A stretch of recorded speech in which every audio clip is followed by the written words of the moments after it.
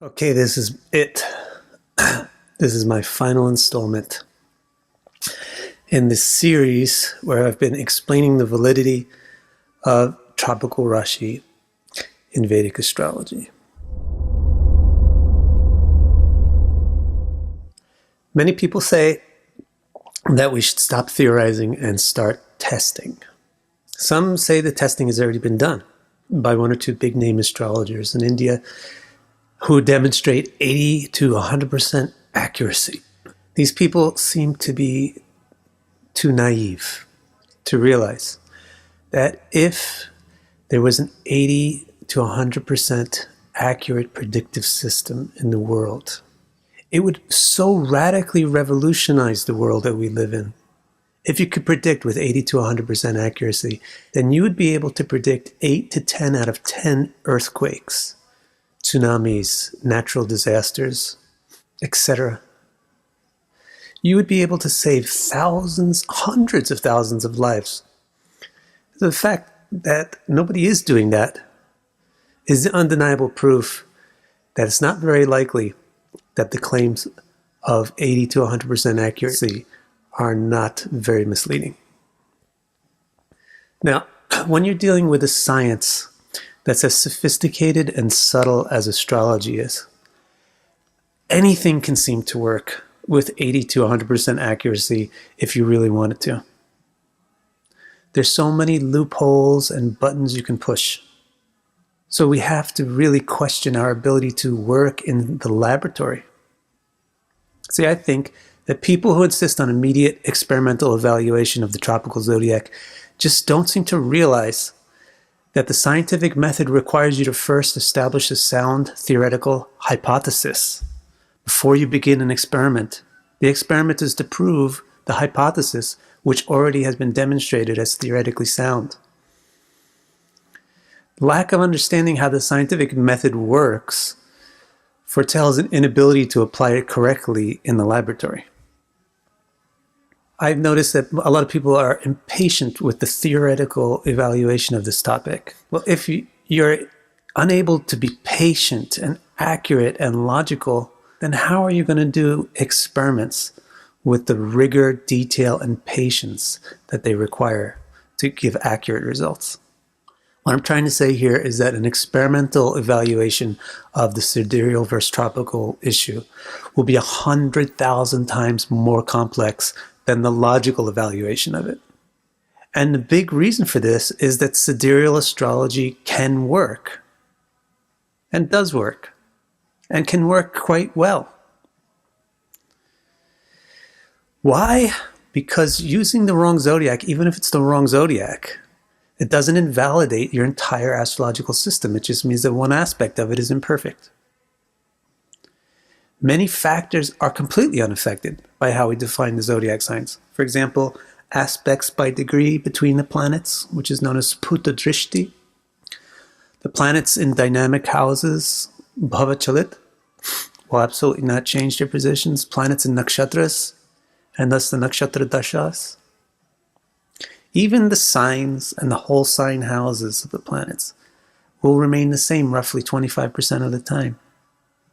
Furthermore, astrology is so sophisticated and complex, and its ambitions so lofty, and its logic of how it works is so elevated into the realm of intuition that what you cannot explain in one way, you can explain in another way.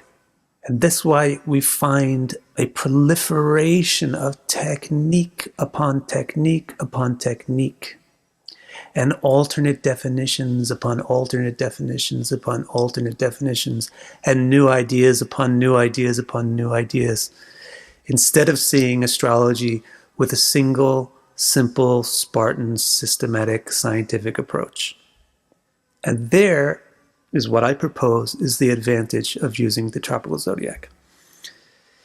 It may not be immediately obvious to everyone on every example chart that you tested on because of the complexity of the issue and the subjectivity involved in intuitive evaluations. But I've most certainly found that the vast majority of charts immediately become much clearer and the interpretations are far, far more straightforward, and this allows a much more singular, simple, Spartan, systematic, scientific approach to astrology. This is what I feel adoption of the tropical zodiac will help us accomplish.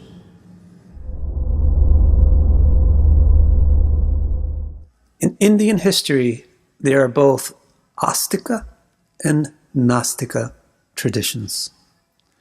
The Nastika traditions are not Vedic, and that's why they're described as Nastika, which means insubstantial or insignificant. The other traditions are Vedic, and that's why they're described as Astika, which means substantial and significant. So there's both things in Indian culture. But Indian culture itself is a child of the Vedic culture, who is the mother. So true Indian culture, the core of true Indian culture consists of its Astic traditions. The Gnostic traditions are peripheral developments and offshoots in Indian culture. Now, natal horoscopic astrology is certainly not Astika by its inherent nature, because it's not described anywhere in the Vedic text. Nonetheless, if we're going to describe our science as Jyotisha or Vedic astrology, and if we don't want this description to be an illegitimate claim, then we should at the very least strive not to contradict the Vedic conclusions held by the 6 darshans of the Astic tradition. The Vedic tradition includes the Purana, especially Srimad Bhagavatam. If these sources clearly define a tropical zodiac, and if this is in harmony with the seed of the zodiac described in Vedanga Jyotish, then our claim to practice Jyotish or Vedic astrology will not be valid so long as we ignore, minimize, or distort the definition of the zodiac given in the Vedas. Now, what about the centuries of tradition, which have been sidereal?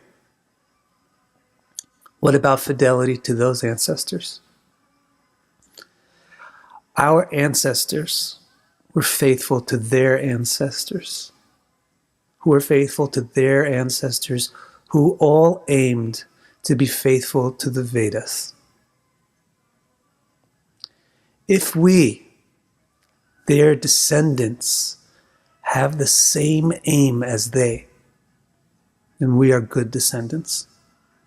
An ancestor who is displeased with a descendant who changes tradition to bring it more into harmony with the origin of the tradition is in fact not an ancestor in the true sense of the word, for they themselves are Nastika. Sri Jiva Goswami explains that Astika schools do not accept any ancestor or guru who establishes traditions and teachings that disregard or contradict what's in the Veda. He gives the very poignant example of Buddha. Jiva Goswami's school considers the Buddha an avatar of Vishnu himself. But they still reject much of what the Buddha taught, because much of what the Buddha taught disregards what is taught in the Veda. So if such Astika people are ready to disregard the non-Vedic teachings, even of Vishnu himself and his avatar, then how ready and willing we should be to disregard and reform the traditions of regular humans, wherever and whenever they're out of sync with what the Veda teaches. Now, you may not believe what I believe, or you may not feel the same way I feel about this, but I request all of you to please recognize that this is my conception of tradition. So please desist from demonizing me as a villain seeking to destroy tradition. At least just simply recognize that I have a different concept of tradition than you, and leave it at that. In part 3, I showed the logic of why the zodiac should start from the ascending equinox. In part 6, I explained why each zodiac sign has its ruler, element, and mode, all in reference to the tropical cardinal points. And in part 8, I demonstrated explicitly that the classical Indian texts on astronomy all describe a tropical zodiac or the seed form of it. So thus, I've fully substantiated my claim that the tropical zodiac is more reasonable, symbolically sound, and faithful to the original tradition that's rooted in the Veda.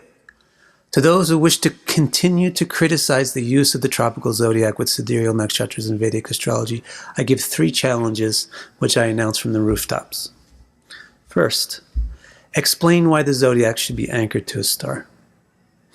Second, explain the ruler, element, and mode assigned to each sign from which they derive their symbolism.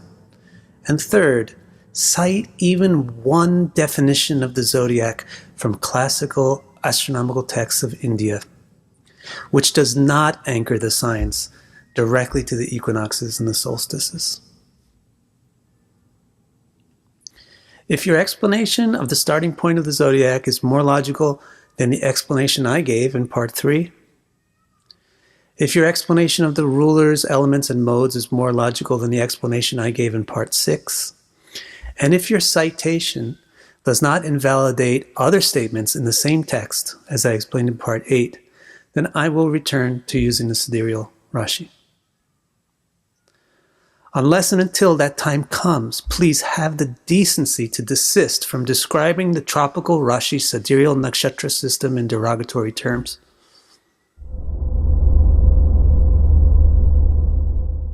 In defending and explaining my opinion, I am often too blunt and tactless, and this has insulted many people. I regret that. I regret that I've disturbed so many by this trait, and I apologize sincerely with humility and shame. Now, I also want to fearlessly acknowledge that much of the blame for this discord is people's own lack of comprehension and their eagerness to vent their own internal dissatisfactions upon an imagined, externalized enemy. My apologies are to everyone, but are by far the most fervent to my own inner self for allowing it to become a toilet bowl into which ignorant or hateful persons have spewed their recalcitrant ignorance towards a person who only questioned and challenged their theories, but never behaved as they do, pronouncing denigrations and hatred directly upon another person. The biggest shame of all is that the precious consciousness which should have been directed to Bhagavan and to my daughter, family, and friends was instead wasted upon the comments and opinions of ignorant and uneducated malcontents.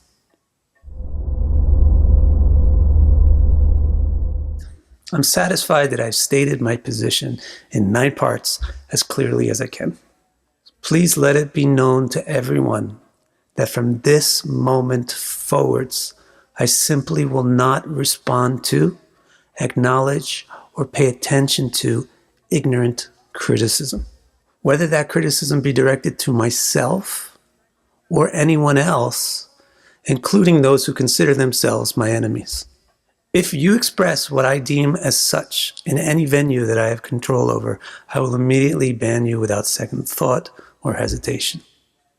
I will, of course, continue to value respect and respond to sincere inquiry, and will always honor intelligent criticism, debate, and discussion for the sake of my own self-improvement.